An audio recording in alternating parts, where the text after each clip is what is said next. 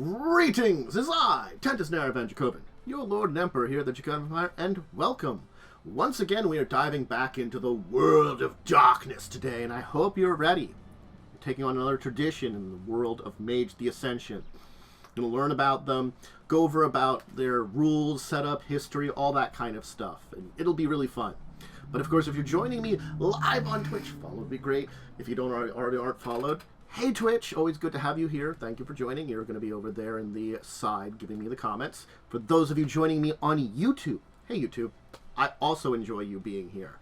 You guys are the bread and butter of a lot of stuff I do here. You know, so subscription, likes, ring the bell, and all that kind of stuff. But my question for all of you today, wherever you're listening to me or seeing me at, have you played a member of the Celestial Chorus? Because that's what we're talking about today. The Celestial Chorus. An interesting religious group, but that's also kind of... It's hard to explain until we dive into it. But we'll go. But religion and the idea of religion is very important to the Celestial Chorus. But it's not the kind of religions that we think of now, a lot of ways. It's something a little bit more everything. But anyway, I do recommend a number of books. I have referenced these books. I am going to be using a lot of stuff from the wiki today. I'm going to tell you about the books, the two that I recommend for some basic information, if you want to do some more research, and two that I would definitely recommend if you really want to dive into some more research. One of them is a little bit better. The other, honestly, I like the way that the M20 stuff presents a lot of information, so that's what I throw out there a lot. The M20 stuff is probably the best of all the sources you've got. But the original Mage The Ascension books, any of the older editions, I definitely would recommend them. The original Celestial Chorus tradition book. Now, I would also then, the revised Celestial Chorus tradition book. This is the one I'd recommend more than the original because they do fix a lot of information on them, refine a little bit. This is where White Wolf is catching their stride on how they do a lot of stuff. This is the one I mainly recommend if you want to do some diving deep. It's mechanics, it's some setup and kind of things. A lot of what I talk about today will be in there, but there will be some other details and stuff. And of course, as I say here, the M20 book is always a really good one for some basic information. I referenced it here a little bit. There wasn't really a lot of extra I needed to add in for what I wanted to talk about with people, but you want to dive into it, yeah, I recommend it.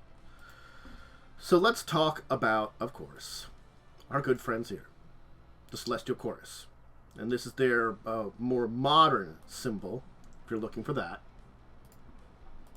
So who are the Celestial Chorus? Other than being a tradition among the faiths, they are the seat of Prime, and they're a member of the Council of Nine Mystic Traditions. They have this unified effort to touch what they believe is the divine. They have a belief in the One. And that Prime is from which all, and the Prime, and from all things that they originated together. Now, there is a tie to the God of Abrahamic faiths, but the truth version of the belief of it actually comes from ancient Egypt monotheistic god Atem. So, they are a monotheism, but they are connected to multiple other monotheisms through history. The One is supposed to represent all of creation, and all of creation is supposed to be part of the One. It's a very spiritual aspect of looking. Basically, every human has a shard of the divine within them, this soul, this flame, this avatar. And the chorus believes that basically enabling them to hear the one song and shape creation is when their spark of divinity has awakened. You know, you can hear the song of creation then and shape creation yourself once you basically embrace that divinity within you. Their faith is monotheistic, but they basically understand that divine has many facets. And there's a lot of names, religions, and creeds that express versions of the divine. And that's why they accept a lot of different versions of it. Effectively, it's all aspects of the One. All the faiths, basically. So, there is a lot of faiths and denominations that come together and worship the One. And each one's own path is their worship of the One, basically. However they're worshiping it is the path to the One. It's just their own version of it.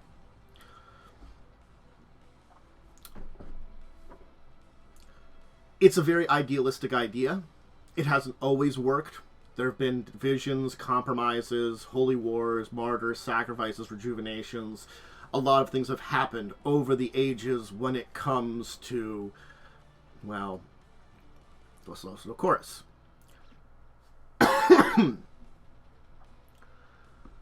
So, let's talk about the paragram. And I'm going to use this Mage of the Celestial Chorus Rage card as the thing here, because I didn't find a lot of extra images. And I like the Rage card, it's cool. So, when we break it all down, the tradition begins with the One, who sang a song, the Om, and Infinity Harmony split and formed all of the One's children's. So all the creation is from the song, and the song comes from the One. The divine is everywhere, everything. People are part of the One. They are offshoots of it. There isn't an exact nature of the divine, whether the One is very personal, interpersonal. Basically, a lot of theologic questions aren't really answered, and there is this basic idea that the One is the source of love, hope, and is present and active in the world today. So there is still questions that are left to basically individuals and their exploration of their own faith as related to the One. But basically, there is some basic beliefs between everyone of this love and hope and that the One is there. So the One shapes creation, but so do the celestial cloisters. They basically, their magic is a beseechment for the One for aid, or drawing on the divine authority to command creation directly. They can be seen either way. Their prayers and rituals call forth miracles, and that's not really what it does. It's the mage's connections to the One, whether they are directly tapped into creation or asking creation for something. And their foci are made to have them connect more with that. Lots of religious kind of things. So there's the term the many that we have to know about here too. These are the members of the Council of Nine, known as the Pure Ones. Originally, they would be called angels, devas, demons. They're lesser reflections of the One. They still bear the song. It's said that once the Dark Ones tried to make the song their own, war raged, and then they vanished, and the many were shattered and became multitudes, creatures of flesh and bones. They are inheritors of the Song of One. It's up to the cloister to continue their labors on earth, showing mercy or justice to the enemies, of just as the One did. So the soul, the avatar, is the divine spark in everyone. The many were created from the One. The many turned to the multitude later on. And the avatar, the soul, is a manifestation of the multitude, a shard of the One on a mortal cover. So, all humans have the power of sing and to create. They all have divine with them. But the many have never heard it. Their power never manifests. They never realize the truth. Once the shard awakens, they begin to sing again, and they can shape reality. As carriers of that song, they create miracles, lead men and women of the world. They should never be above the common people, who also have the same spark and may someday join the song and sing even louder. So that's a very important part about the Celestial Chorus, is they don't look down on those that haven't awakened, because they could always awaken someday and have and sing louder, maybe tap into that song greater. They haven't learned how to do it yet. You have to lead them until they are ready to do it.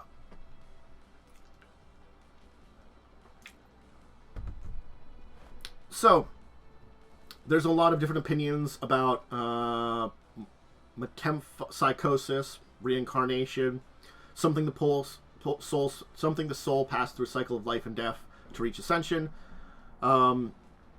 Others say that there's only one chance at the path to ascension. Again, that's another division between the beliefs of individuals within the system. But then we talk ascension. It is the final goal. An original state of absolute perfection and unity with the One.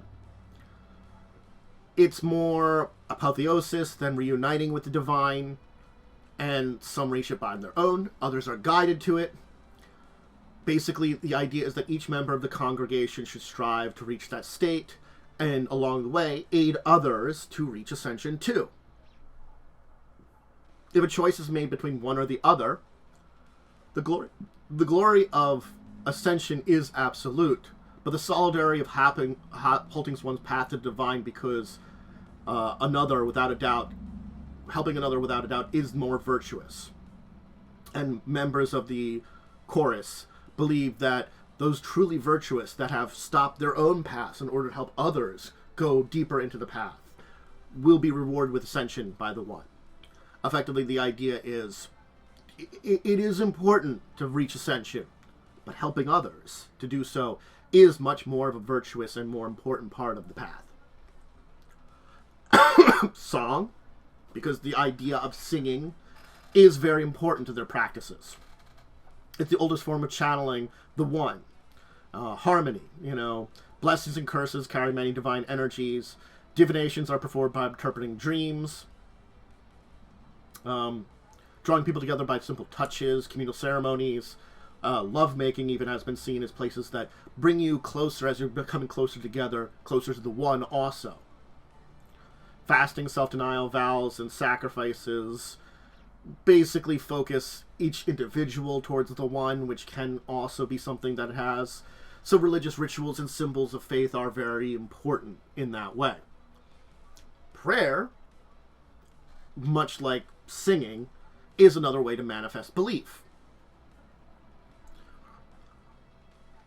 Most prayers are a petition, where one pleads the divine, and the command, where they try to draw out the power of divine to rule creation itself. The One is not an impersonal force of power. If you reach it through love and wisdom, it'll address you, as you know, with just the same amount of love. So, prayer has this spiritual connection with them. It's an interaction with the divine, with the One.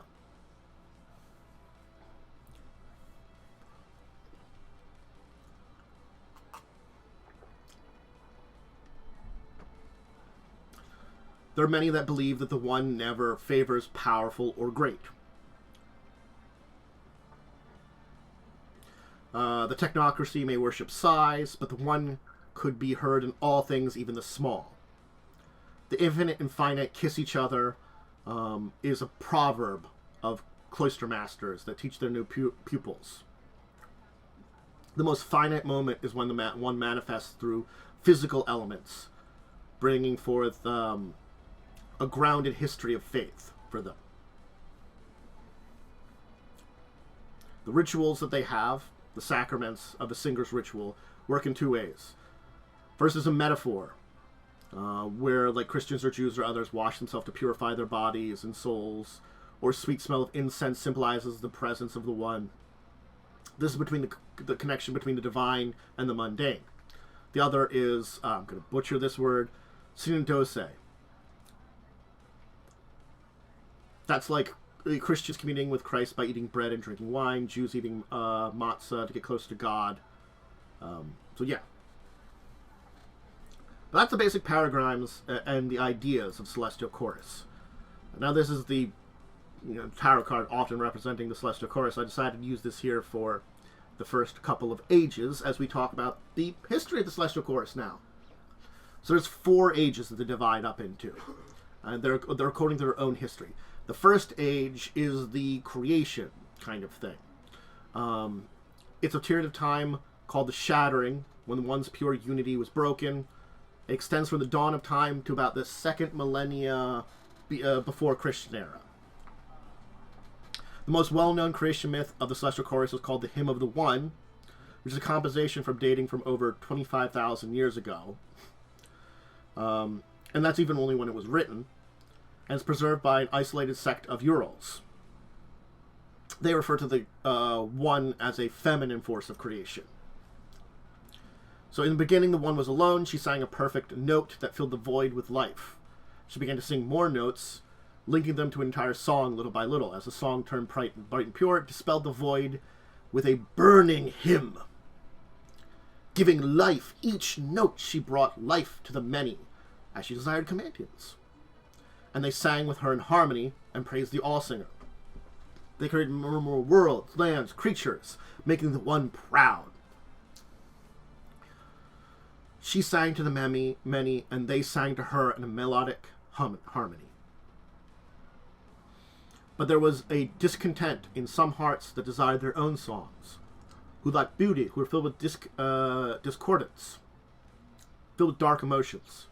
War followed, and the one's song rose in anger, and the loyal many followed her, overpowering the Dark One's song.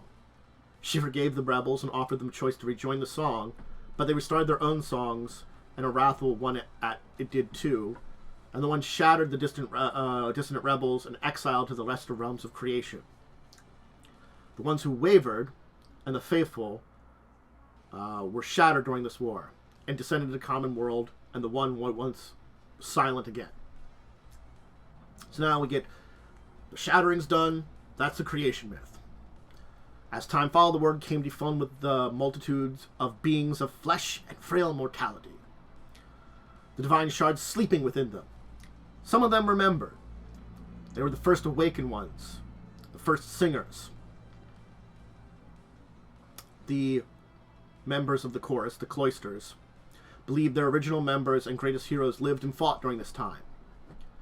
Heroes of faith and power, who bear names like Bishama, Enoch, Gilgamesh, Zoroaster, Gundur, Metreus. Nothing is known of them, but they were believed the first to confront the Dark Singers, the Nefandi, who sought to destroy everything that has been made, and the skeptic who doubted the one's own existence. The first singers were mortal men and women, and their own flaws, and time eventually caused them to perish, or some were even tempted to the darkness themselves. The cloister remembers those that were first to hear the call and perform the great works during early humanity. Though a lot of that's just gone now through time. Now we talk the Second Age. So the Second Age is from that late 2nd millennium BCE to about 313 CE. So we're now Common Era. That's the era when the first congregation had its first gathering and unified as a whole, acquiring the power as an organization of awakened. Basically, this is the time period from that early time to we're a group that works together and have a, kind of group. So let's talk about the first congregation of Akhetem. It's the first true gathering of singers, and attributed to a priest named Mentuhep during the reign of Amenhotep IV of the 18th dynasty of Egypt in the New Kingdom. I'm probably butchering a lot of that, so I'm sorry. I really am. They promoted the worship of the monotheistic sun god Atem, despite scorn and wrath appears. After 40 days of wandering and fasting, the one appeared to him, commanded him to gather the one's children so they might sing together in unity, to guide sleepers towards the divine. Blinded by visitation from Thebes, and with the assistance of the pharaoh, he used magical means and money to call forth those who could still hear the song from across the world. The pharaoh, now calling himself Inca-Hotan in honor of their god, abandoned Thebes and built the city of Akhenaten for the glory of the One. Other priests showed their anger and disapproval by the decision by the pharaoh, predicting the fall of the city and the cult. The wrath fell on deaf ears as they continued their vision. Many were called from distant lands and different creeds as part of the sacred congregations. The Knights of Aten, the chosen of Abraham, Gilgamites, Mithridates, Mazdeans, Canarites, Delphians, the children of Bishama and Vala, and other groups descended. They were made easier to communication between the various groups. With the first Adintim, chantries were established to grow in power and influence. It held reunions to sing hymns, explain the visions of the One, and discuss prophecies that were revealed to their members. They resolved the singers need aid by others to reach the One, and decided that the names of the One were many, but all referring to the same God. So that's kind of the decision they came to. It's all versions and names of the same One. The priests that had been cast aside worked in the populace of Thebes, and these are the priests from the old religion in Egypt, to raid them into a holy war against the new pharaoh. Dehalan Ra, the chief of these priests, was allied to the Nefandi. He inflamed hatred and brought the destruction of Akhenaten, burned the grounds scarcely 1 century after its completion. And that's that. Anyway, faith spread. Kings like Solomon and nations of Rome.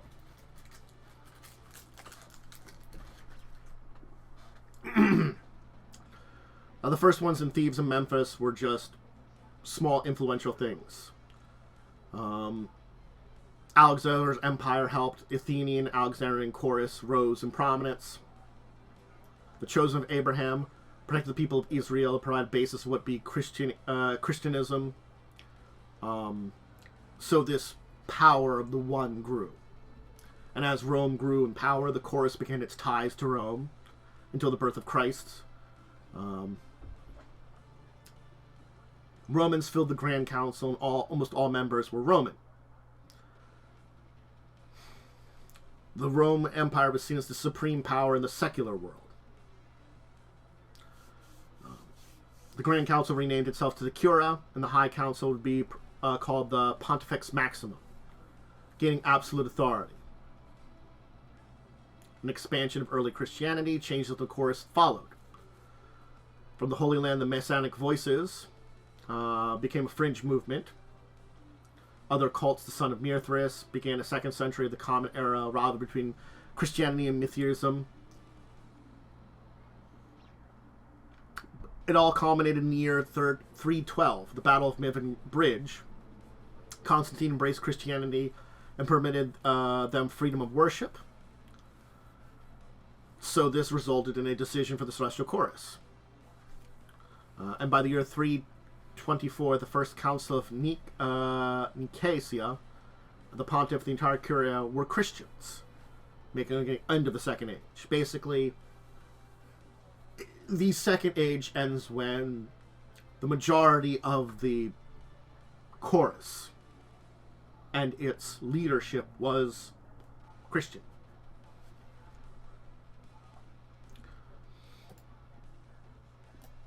Whoop, wrong thing here. There we go. Let's talk about the Third Age. Now this is the symbol of the Messianic voices, which is kind of what this is, the chorus was, during the Third Age. This was from the 4th century to about 1325. A time of ascendance of Christianity codified over the centuries by having its power cemented in academic debate and by tip of sword.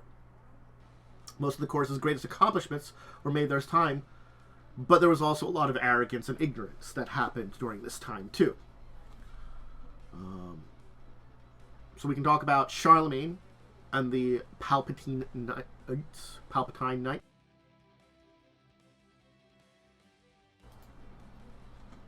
With the Messianic voices becoming a strong majority in the chorus, many other faces were becoming marginalized.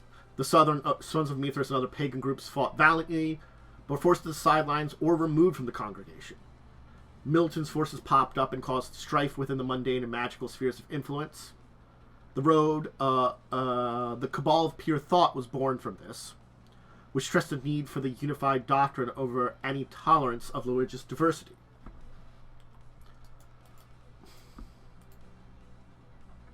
So yeah.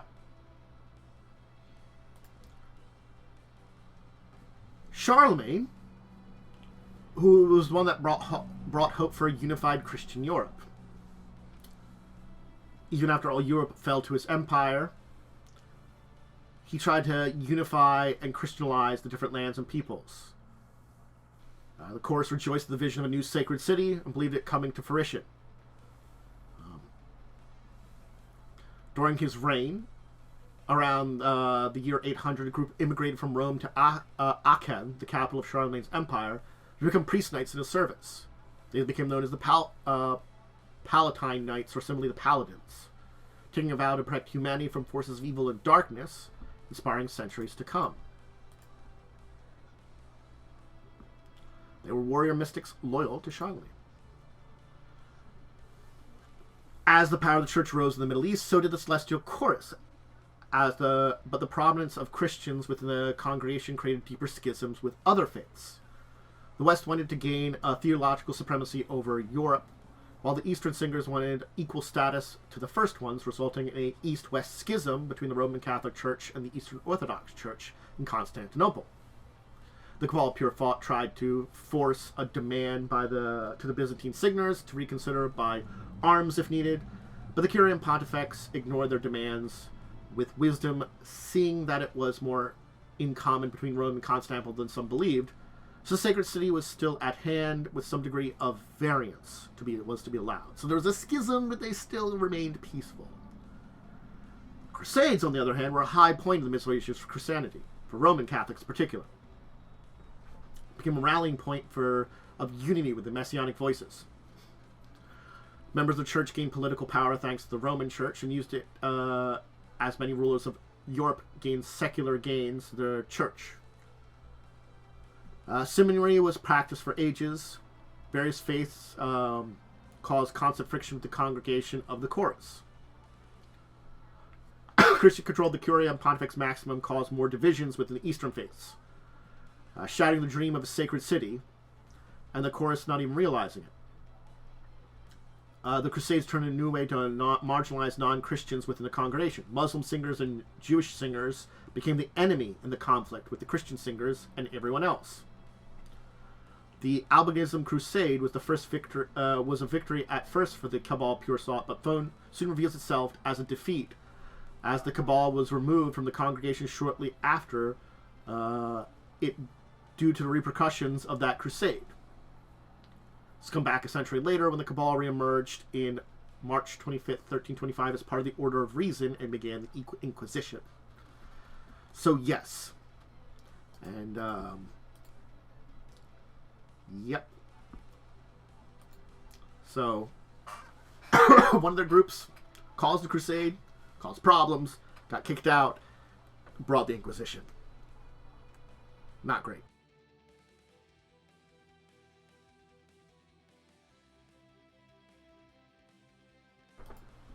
All right, let's talk about the Fourth Age, as I blow my nose there off screen. And we move on to this symbol here, which is for the, I'm going to butcher the name of this one. This is the original name of the Celestial, Corcelest. Corcelest. The, Victorian name for the Celestial Chorus. Kind of French, I guess. I think it's supposed to be French. So, the Fourth Era. We have the Convention of the Ivory Tower to the present day. Of course, the Convention of the Ivory Tower, that's the forerunner of the modern technocracy was founded during this time. So, that's kind of our pointed era. This was the slow descent of the Celestial Chorus. Great singers like Valerian, Constantine, and Sister Guinevere kept the corps together through the attacks by the Order of Reason and later the Technocratic Reason, so the chorus survived. Warring with the Hermetics and Verbana divided the Christian theocracy and the places of other faiths, mainly losing their own flames to the Inquisition. The congregation faltered. The other two groups blamed the Celestial Chorus for it, and that only brought them more misery.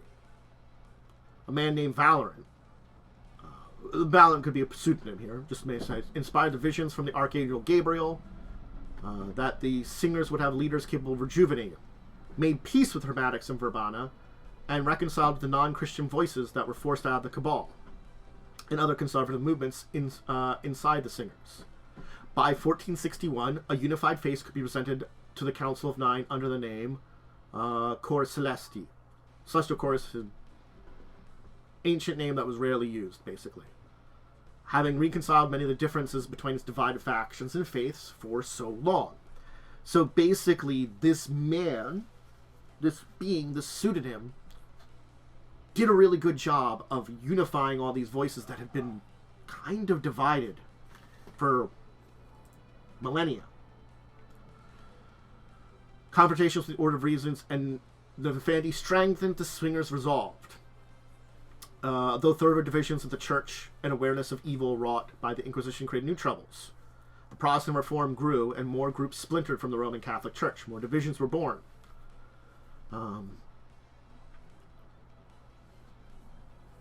It was the outside enemies of the Chorus that kept them united, even with all these divisions.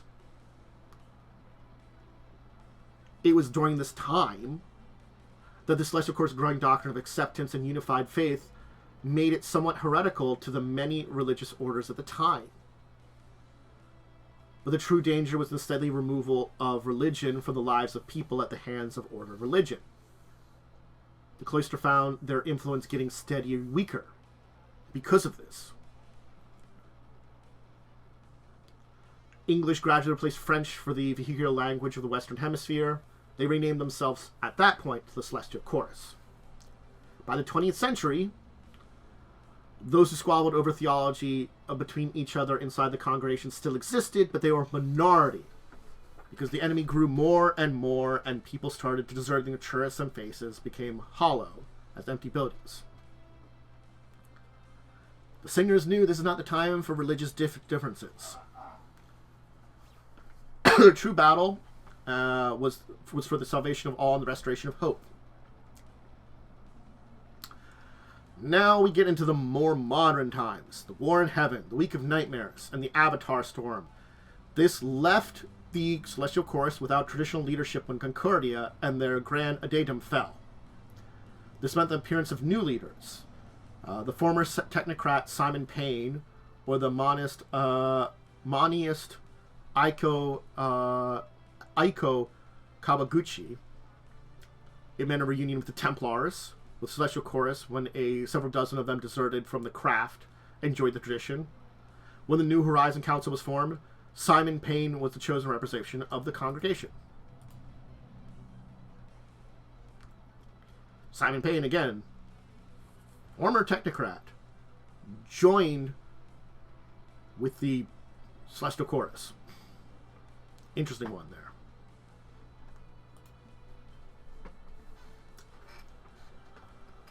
So the Celestial Chorus had chaos in their ranks during the first years of the 21st century, the loss of their old leaders, throwing them to chaos and barely able to afford any dissension in their ranks. They reacted to the mysterious rogue council transmission, saying that this new council would show themselves if they truly wanted to be acknowledged, as God works in the open and a force of harmony, and not be afraid of its true colors. It's kind of where we're left off there with the post-reckoning.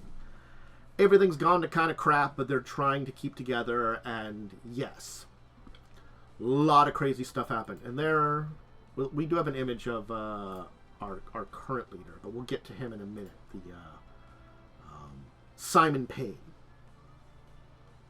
I put him with the organization. Now we've gone over a lot about Celestial Chorus, and we've gone over some basic tenets of what they believe, but we should really talk culture. We know their history now. We know their paradigm. What's their culture?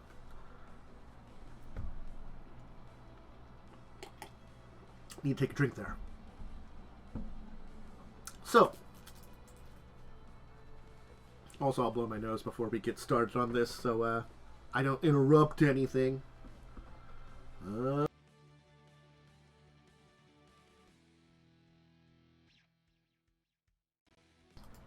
Alright. So the chorus believes in communication between humanity and divinity, showing people to set aside their own egos, fears, learn that gentle understanding of the cosmos and perhaps impersonality of the logical world. They believe that humans are more than machines of logic, and all of creation is more than the cogs, and the one cares about humanity as a whole. They try to show everyone in the world is bigger and more than the science sponsor and items divide by the technocratic agenda. By compassion, concern, and spirituality, they believe they can demonstrate to the people that humans can surpass their animal nature and reach a higher existence. It's not only about serving the one, but serving all of humanity and helping surpass their fears, hate, and greed to ascension. So, religion is definitely tied to everything when it comes to the Celestial Chorus. It's the best way to reach ascension. Any faith that ties humanity to divine is a manifestation of beliefs in the one. In etymology, religion comes from a word that means to tie, so it's a link between humans and the one in the proper road to ascension. According to the chorus, the belief is something individual and stems from your personal experience with the divine, not from the dogmas. The congregation accepts a singer that adheres to the tenets of a doctrine of an organized faith, or one whose personal views on religion deviates from the common norm of that faith. It's just personal expressions of beliefs. So there is no judgment of accordance to choices or actions as long as it's within that kind of belief.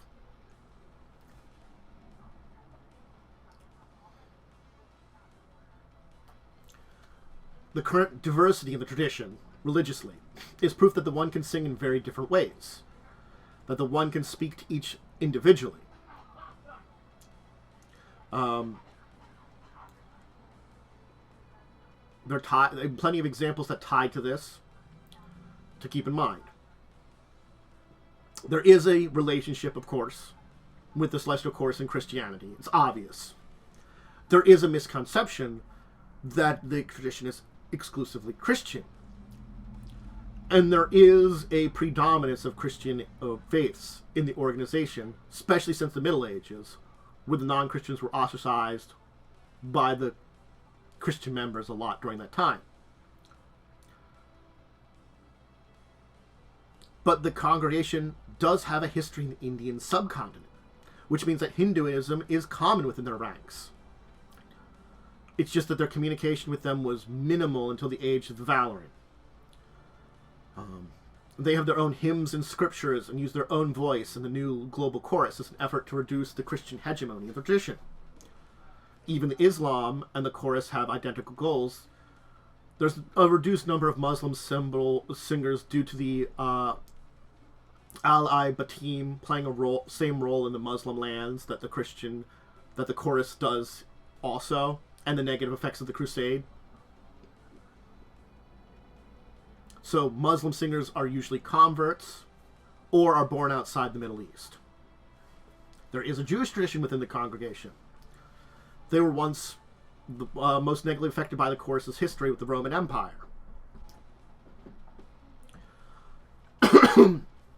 Even so, most Jewish mythic groups join the chorus, though some of them are remaining with the crafts. Even in the New Age, some old faiths like tribal religions or Zoroastrianism do exist within the chorus. So you can see the chorus has a diversity of religion technically, but much more so in this New Age rather than the Old Age. One of the aspirations of the chorus is an idea of a sacred city, built on the love of the one.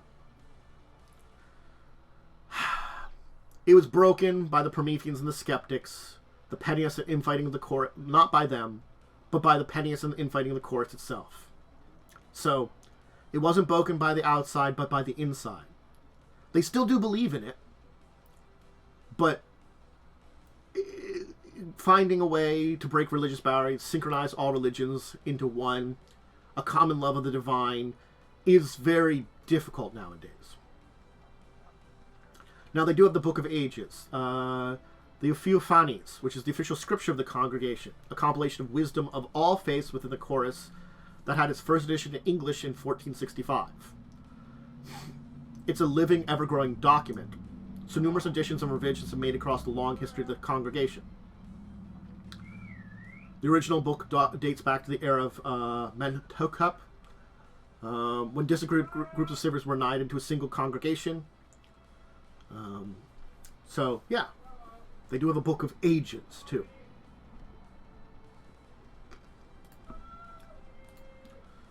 There we go. There's the man himself. There's our good friend. Simon Payne. I think that's Simon Payne. It looks like Simon Payne. Simon Payne has a beard, so it could be young Simon Payne. I don't know. I find Celestial Chorus images, and, sometimes I can easily discern who's who.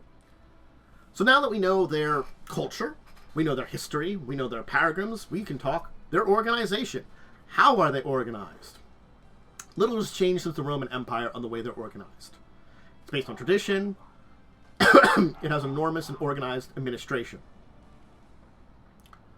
Some see it as a blessing that the old, experienced congregation leaders the congregation usually has. Others believe it's an outdated system.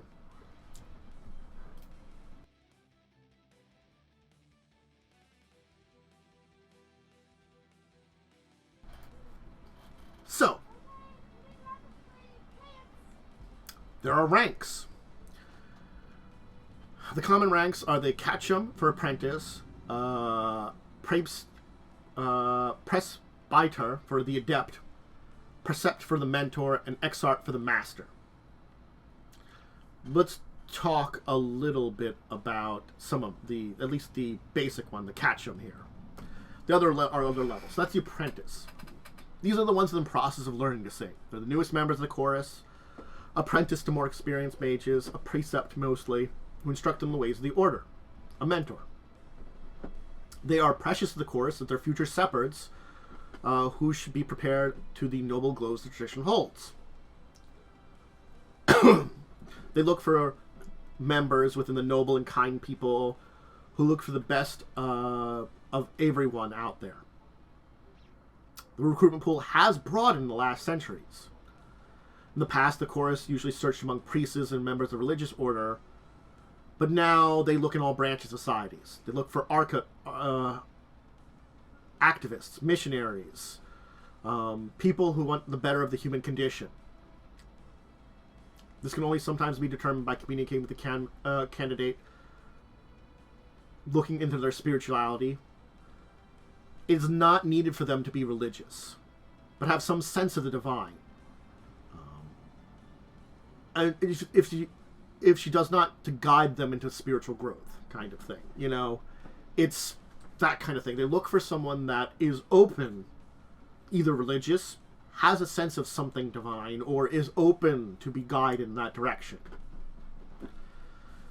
Once they decide the individual is worthy of receiving preparations, they learn the course's ideals and share the truth, entering a period of catechum until she learns the history, hymns, scripture of the chorus.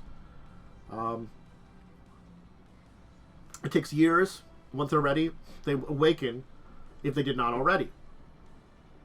To the ones that are awakened without preparation, the course dedicates important efforts in locating them and guiding them with some instructions so they didn't fall to ignorance or temptations. It is common for potential new singers to be found by chance, dreams, or visions, with some cloisters thinking that it might be the sleeper's avatar yearning to be awakened by contacting them, and others believing the visions are coming from the one. The Pontifex Maximum. They're old, well-respected singers who have demonstrated great wisdom, faith, and mastery of prime. This is their tradition's leader and instructs the congregation as a whole. Traditionally, it's a lifelong position, but there have been some abdications in the past. They're the guide, instructor of all the congregation. They're more than a commander, they're seen as a senior elder because of their experience. But they're not a figure the cloisters are bound to obey. Once it's vacant, all the cloisters gather together to select a new pontiff with a votation. The Pontiff's party is not one of absolute authority. The Curia is a council of 17 ministers of the chorus, eldest singers, called as sort of the right to dictate the congregation's missions as well as matters of faith. In the past, the Curia would meet in the Celestial Chorus main horizon realm, the Great Adeptum. With the Avatar Storm has made it largely impractical, though. One of the most important responsibilities of the Curia is to keep peace within the congregation, getting them together all the different faiths and beliefs in the Chorus unified. Beneath the Curia are the Exarchs, called the bishops sometimes, especially areas where the church is strong. They're tied to a territory, their prime sanctuary being housed in a major city. Presbyteries are the lowest level of the true hierarchy.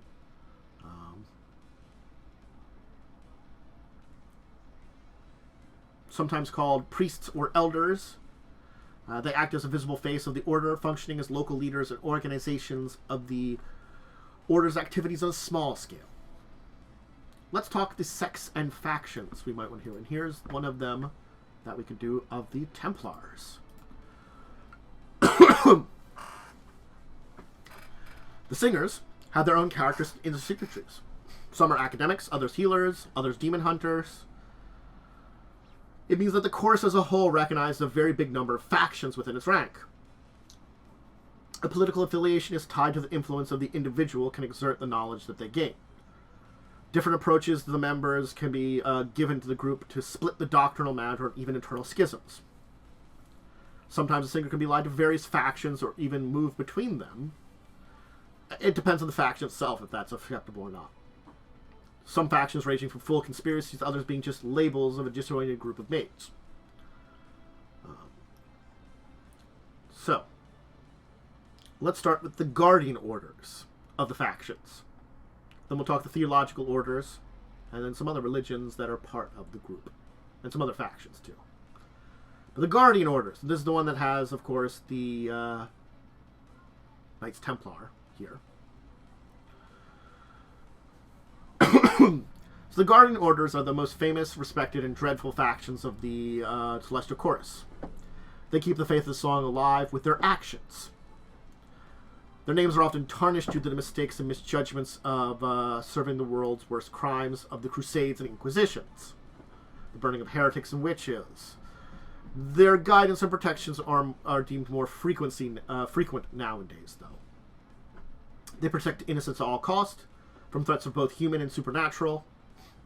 They often target large corporations, organized crimes, and corrupt politicians. Of the major ones I can mention here, there are 5 that I'll also mention.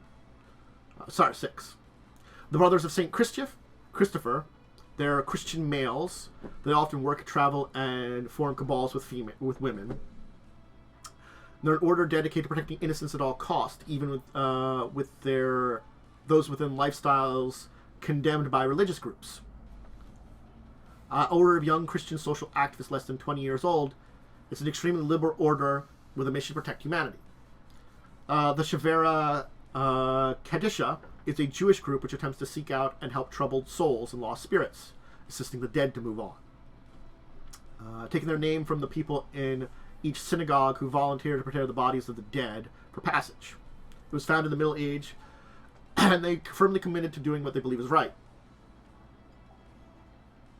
If they're convinced the soul needs help, they'll stop at nothing to see that that their charges are cared for. The Knights of St. George and the Dragon was an order founded in Syria in the 11th century and dedicated to protecting humanity from vampires and other monsters such as demons and werewolves. They admit women and non-Christians freely. They immolate St. George and his slaying of the dragon. It's a knighthood that practices powerful martial magics and masters the art of war. They were once the largest guardian order in the chorus. Fierce warriors at night and known as artists, statesmen, and poets during the day, which also have specialty in forces.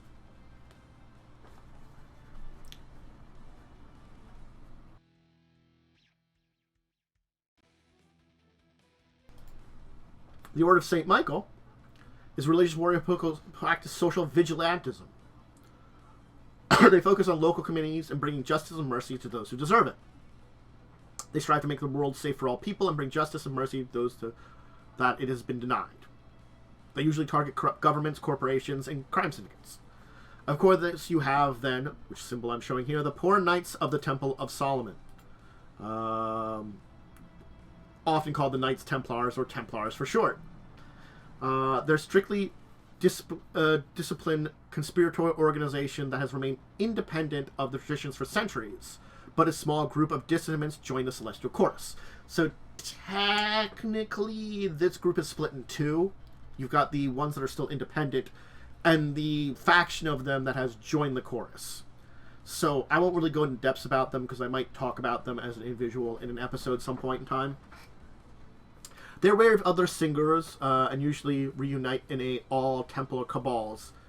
But they've begun to work with other cloisters and even members of other traditions. So it's basically this group that's broken off wants to be more involved in the world. And then the Sisters of Gabriella is an all-female ancient order tasked with demon slaying and watching the Umbra. They're the oldest organization in the Garden Order, founded by a mysterious singer named Gabriella in the first millennia of the Common Era. Many carry on of their daily tasks of fighting spiritual evil whenever they find it, but have lately found it impetus of collaboration with other chorus factions and the rest of the traditions. So they become more involved with the chorus, as they were less involved in the past. Alright, let's finish up today, and let's talk about some more organizations. Let's start with theological orders, which I've got 7 of those to mention here.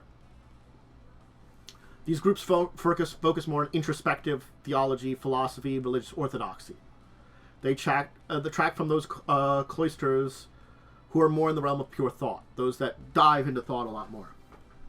They come from various religions and have various goals. They're unified in their love of thought and debate, and often their desire for change. These are the ones that are thinking of ways to improve the chorus, the communities, and the world through their ideas. The Alexandria Society is the most radical of them. They seek to reconcile faith and technological advancements, seeking wisdom through science and divinity through all things, and fighting for each individual's right to find a balance between science and faith. They believe the division between religion and science is artificial, imposed by the technocracy. So they strive to overcome this problem by accepting scientific ideals into the folds of religious doctrine and hope to revive the concept of sacred science in search for divinity in all common things. That's a very interesting one there, too. The Archewites is hermits, monks, and loners who seclude themselves in the wilderness, rejecting humanity's society for the divinity of the natural world. They're not really a group the same way. They're recluses within the traditions, but yes. Some venture back to the world in the Divine Voice calls, basically lessen their isolation. The Children of Albi are a sect with a gnosist influence that believe the material world is corrupt and that purity is found in spiritual things. They follow steps of Albigensians and reject mortal authority. Their anti-materialist dualism believe that all the evil world, that the world is an evil kingdom of Satan, and the prime belief is the faction that descends from the beliefs of Cathar.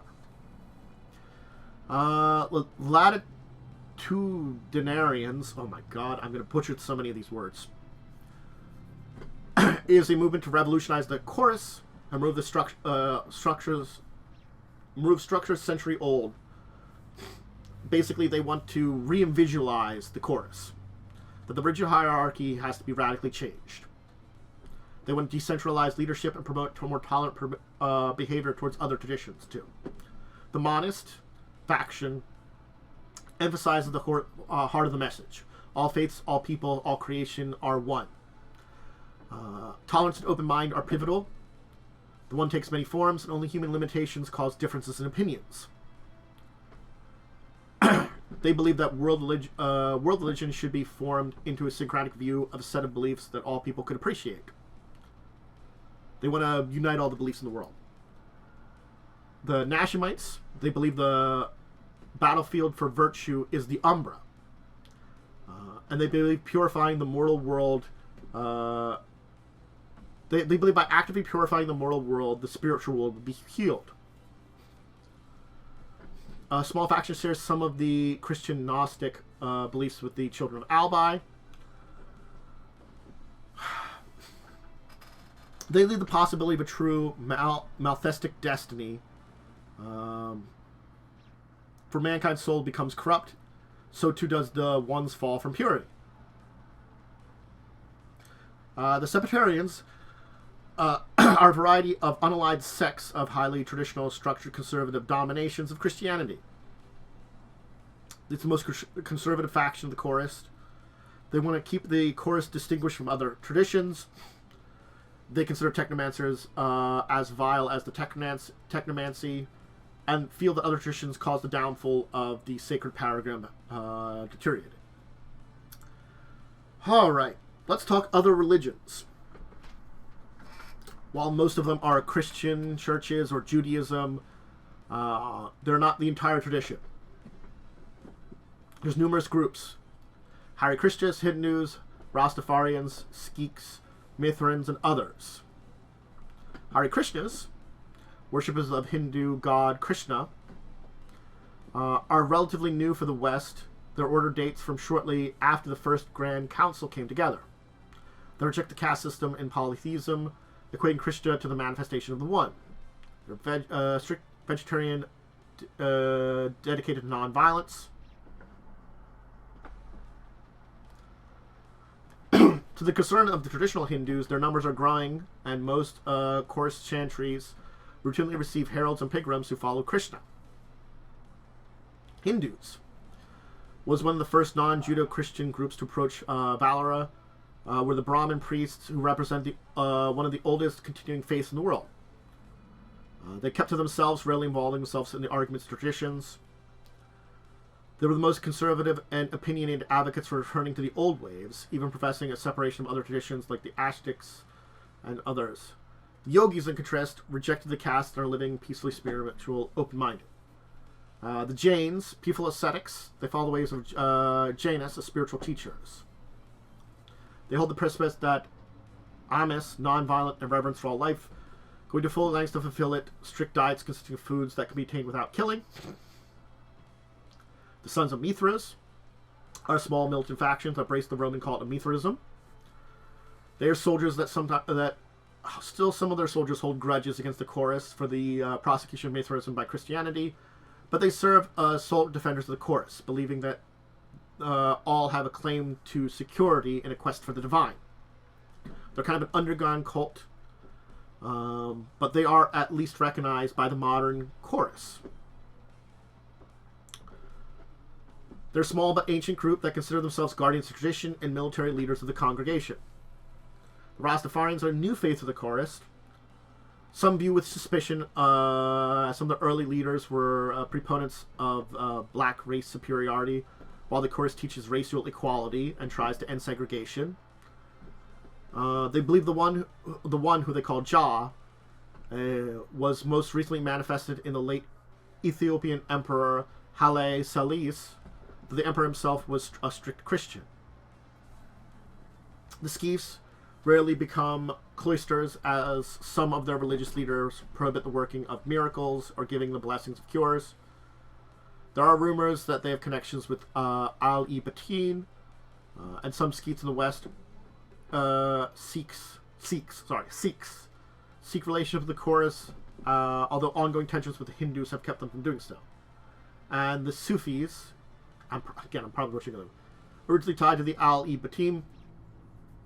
There are a good number of awakened ones who've joined the congregation in present days. Rumors persist that these Sufi cloisters are the guardians of secret intellectual and material Batini treasures that remain, and that the remaining Batini are using the Muslim singers to communicate or manipulate the other traditions. And two other factions to mention before we finish up today, because there's a lot, is the Bina. They're Jewish women who've chosen to study portions of the Torah and Kabbalah that were forbidden to them. Some cloisters think that they have a relationship with the ancient hidden group called the Lions of Zion. but nobody would know what to do if this were true. All mages trained in this faction begin a study of Prime, but they almost eventually learn something of the matters of sphere of life and matter. And Songs of the Ancients was founded in the 1980s to serve as a gathering place for cloisters who were forming or studying tribal or ancient religious beliefs. The Song of the Ancients is a loosely organized group of students and practitioners who are members of the courts. They include members of monotheistic tribal groups in Africa, members of Afro-Caribbean faiths, and followers of ancient Celtic, pagan, Christian synthesis beliefs. Although much of the cloisters study Prime, few mentors are trained at study life too. Woo! But that's the Celestial Chorus in a nutshell. It took a little bit there, and that was a little bit of one, but whew. As I said, they're a very interesting religious group because they have these beliefs that are very everyone. You know, it's sort of like they believe in equality. And especially nowadays, after the, honestly speaking, dark times they went through, they have them become this faith of all, believing on all faiths are equal. A evolution, reinvigoration of actual old beliefs happened. No, I'm sorry, I didn't move myself down there. It's important to think about that way, that the original idea that all faiths were equal was the original founding of their group, and it's just, there was this corruption almost in their faiths and their way of thinking by, unfortunately, what happened with Christianity. And this revolution, tied to the time period of the Protestant Revolution, and its changes, led them back to more understanding, a more unified belief, an old belief that is what their belief is.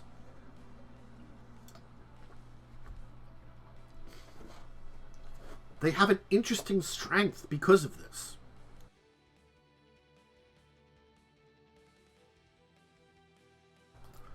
The Celestial Chorus has lost a lot. They've felt a lot, especially the modern days. But with this new idealism, new reinvigorationism, new identity almost, they have built something new, something better than they were. Olirant saved the chorus. Not only did he save the chorus, he created something that is very interesting. Yeah, it's still, the Celestial Chorus is still tied with Christianity, heavily. But it now is a place of all faith. For those that are faithful mages, faithful awakened, a place where they can understand their practices and dive into this idea that the one, the creation, the song of life, of the universe, that which created everything, they can connect with. They are perhaps not the most unique, as there are other groups of mages of faith, certainly, others that are not connected with them. But they are a strong group of this idealism of unification between everyone. And especially now, this connection with other traditions, with other people, with other beings, has become more important. It makes them an interesting group, and a group that is really cool to talk about and to teach you about. But yeah, that'll be it for today. I hope you enjoyed. We'll have to talk more about various mage traditions and other mage groups in the future. There are plenty of them to talk about. I'll talk about the Templars at some point in time, on the group of them that aren't part of the Celestial Chorus, as them as a whole. Certainly. If you want to see more tabletop related stuff, if you want to see it live, Tuesdays, Thursdays, usually in the early afternoon between 1 and 2, depending on life schedules. Saturdays around 11. That's usually when I do World of Darkness stuff. I also do a live play of Pathfinder 1st Edition, currently on Wednesdays at 9 p.m. Crimson Queen, check that out. Of course, Discussing Tabletop every Saturday at 6 p.m., my tabletop discussion show. We dive into news of the week and more. And if you want to check out any of these things that I mentioned, they do go up on YouTube later on. So if you're watching me on YouTube, hey, you'll get this stuff too. You just join me live too. So, if you're joining me on YouTube, check me out live. If you're joining me on Twitch, okay, check out YouTube. Always a great place to see the other thing. I've got a lot of old stuff to check out on YouTube too if you missed things. If you're on Twitch. I have social media, Discord, Twitter. Check out the links below. And, yeah. I do other stuff on Twitch too if you want to see gaming stuff, but that's Mondays, Wednesdays, Fridays. I think that's all the shout-outs I have to give. Thank you, everybody, for joining me. And I hope you enjoyed learning about the Celestial Course and more Mage traditions. Mage is always an interesting one, and I always enjoy talking about them, too. It's not my favorite of the World of Darkness, but it's a fun one to talk about. But until the next time we chat about Mage The Ascension, World of Darkness, or any role-playing game, I bid all of you out there a farewell.